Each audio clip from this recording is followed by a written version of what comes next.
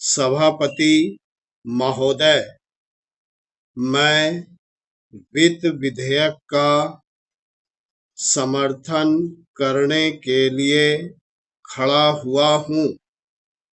उत्तर प्रदेश की जनसंख्या बहुत बड़ी है और उसका क्षेत्र भी बहुत बड़ा है, इसलिए यह आवश्यक है कि उत्तर प्रदेश को उसकी जनसंख्या और क्षेत्र के अनुसार विकास योजनाओं के लिए केंद्र से आर्थिक सहायता दी जाए।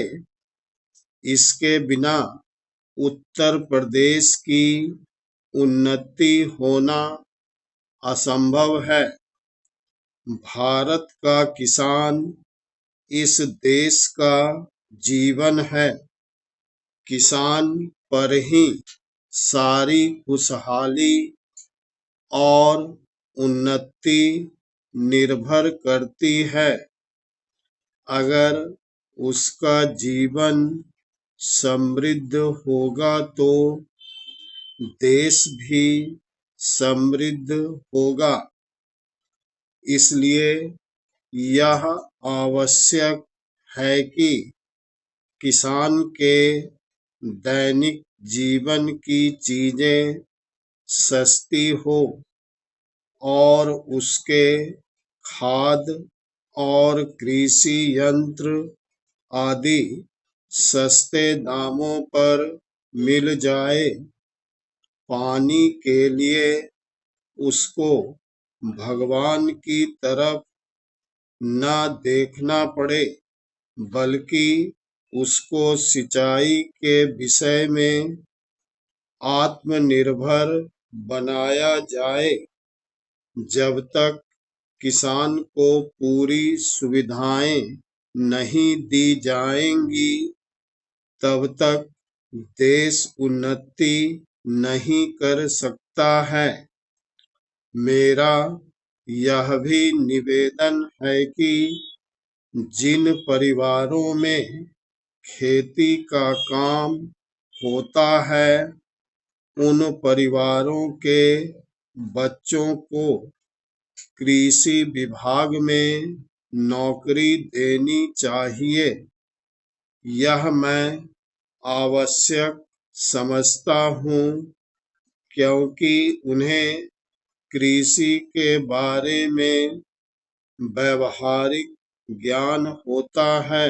पाराचीन सभापति महोदय, वर्तमान सरकार ने समाजवाद की नीति अपनाई है और सरकार समाजवाद की तरफ कदम बढ़ा रही है, लेकिन हम देखते हैं कि बड़े और छोटे सरकारी कर्मचारियों के वेतन में बड़ा फर्क है।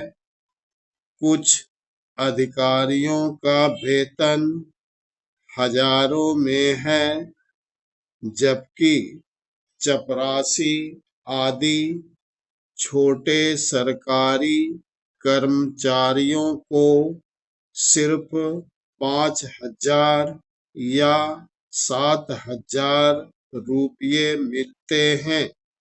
आज वेतन में यह जो फर्क है, वह समाप्त होना चाहिए। मेरा निवेदन है कि सरकारी कर्मचारियों के वेतन में बहुत ज्यादा का अंतर नहीं होना चाहिए। तभी हम कह सकते हैं कि हिंदुस्तान में समाजवाद है। किसान की रोजाना के उपयोग की चीजें बहुत महंगी होती जा रही है। देश में महंगाई दिन प्रतिदिन बढ़ रही है और सारे देश में बेचैनी फैली हुई है। इस बढ़ती हुई महंगाई को रोकना आवश्यक है, नहीं तो देश में क्रांति हो जाएगी।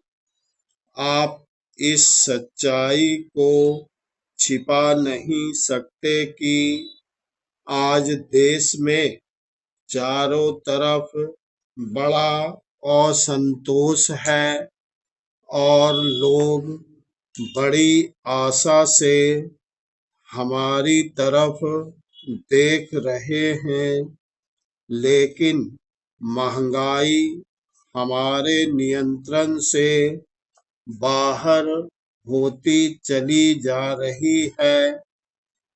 देश में काले धन की बड़ी चर्चा की जाती है, उसको निकालने के लिए बड़े प्रयत्न किए गए हैं।